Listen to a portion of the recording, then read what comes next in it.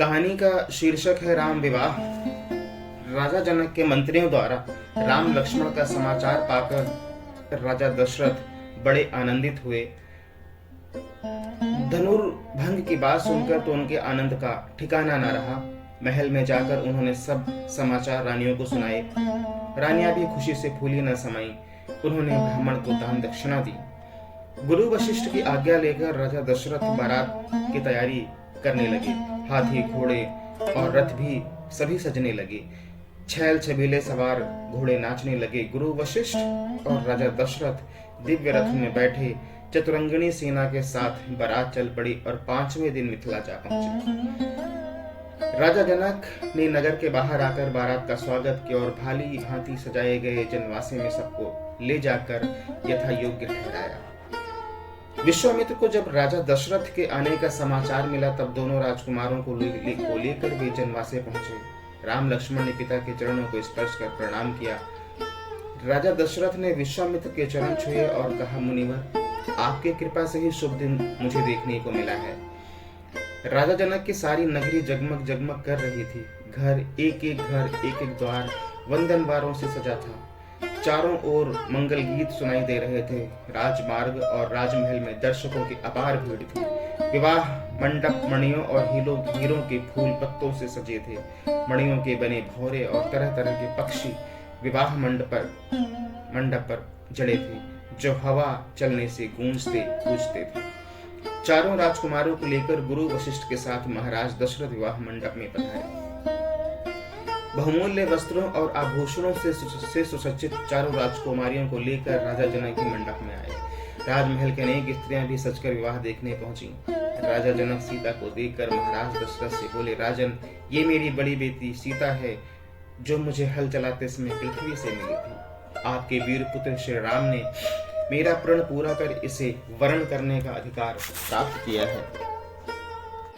उसके बाद ये मेरी दूसरी पुत्री उर्मिला है। ये दोनों कन्याएं मेरे छोटे भाई कुशध्वज की हैं। बड़ी का नाम मांडवी और छोटी का श्रुतकीर्ति है। मेरी इच्छा है कि सीता के विवाह के साथ इनका भी विवाह हो जाए। लक्ष्मण के लिए उर्मिला को, भरत के लिए मांडवी को और शत्रुघ्न नए को स्वीकार कर मुझे कृतार्थ करें। जनक के प्रस्ताव को राजा दशरथ ने खुशी खुशी स्वीकार कर लिया। तब अग्नि के सामने चारों कन्याओं को अपने अपने पतियों के हाथ में सौंपते हुए राजा जनक ने कहा कि इन कन्याओं को मैं तुम्हारे हाथ सौंपता हूँ राजन। ये छाया की भांति तुम्हारे साथ रहेंगी। तुम इनका पानी ग्रहण करो। इनकी सब तरह से रक्षा करना तुम्हारा धर्म होगा। गुरु वशिष्ठ और सदानंद ने वेद मंत्रों के साथ विधिवत विवाह कराया। तब राजा दशरथ राजकुमारों और पुत्र वधुओं को लेकर जनवासे लौटे। जनक ने कन्याओं और सब बारातियों को सुंदर उपहार दिए। राजा दशरथ ने भी सोने से सींग बनाकर दूध देने वाली सहस्रों गायें ब्राह्मणों को दान में दी। दूसरे दिन विश्वामित्र ने आकर राजा दशरथ को बधाई दी और सबसे विदा लेकर अपने आश्रम को लौट गए। कुछ दिन तक जनक का आतिथ्य ग्रहण करने के पश्चात राजा दशरथ बारात के साथ अपने नगर को लौट चले।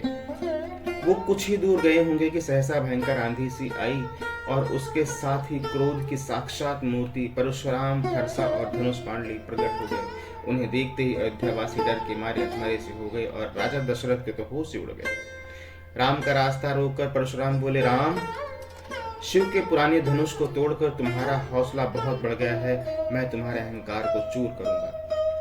राजा दशरथ ने गिड़गिड़ाकर परशुराम से बड़ी अनुनय विनय की और राम पर अनुग्रह करने की प्रार्थना की। परशुराम ने दशरथ की बात सुनी अनसुनी कर दी और राम से फिर बोले, मेरे इस धनुष को चढ़ाओ। यदि ना चढ़ा सके तो तुम तत्काल मेरे फरसे का आहार बनोगे। ये सुनते ही राजा दशरथ तो बेसुध होकर गिर पड़े। मनस्वी राम निर्भीकता से बोले, मेरा रूप आप देखना चाहते हैं तो देखिए। उन्होंने परशुराम के धनुष बाण लेकर प्रत्यंचा चढ़ा दी और धनुष पर बाण रखकर बोले, मैं इस बाण से आपकी तपस्या का समस्त प्रभाव अभी नष्ट कर सकता हूँ। बनारगात से आकाश में विचरण करने की श्रेष्ठ की शक्ति भी नष्ट कर सकता हूँ।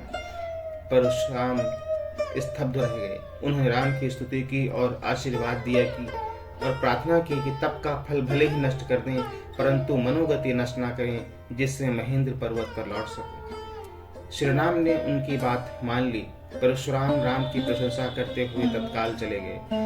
परशुराम के चले जाने के बाद बारात आगे बढ़ी। बारात के पहुंचते ही अयोध्या में घर घर आनंदोत्सव होने लगा।